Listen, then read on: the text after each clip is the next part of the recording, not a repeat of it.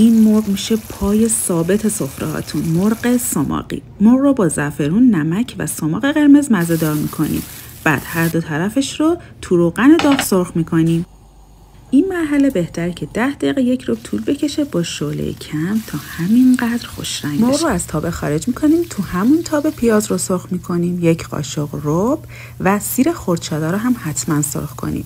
مرغ رو به تابه اضافه میکنیم و طبق معمول آب رو تا جایی میریزیم که روی مرغ ها رو نگیره. بعد از حدود 1 ساعت و نیم مرغ پخته، ترکیب سماق قرمز و قهوه‌ای و رب انار یه طعم ملس و خیلی خوشمزه و خوش‌عطر داره. ته‌دیگمون رو هم آماده میکنیم. برنجمون هم به شکل کته یا آبکش دم میذاریم. مرغ هم تو این فاصله دیگه پخته و نگم که چه عطری داره. حتما با این پیاز کاراملی ترکیب با سماق و رب انار نوش جانش کنین و مستقیم برید بهشت. فقط شما ته‌دیگو ببین. خیلی خوشمزه است. حتما امتحان کنین.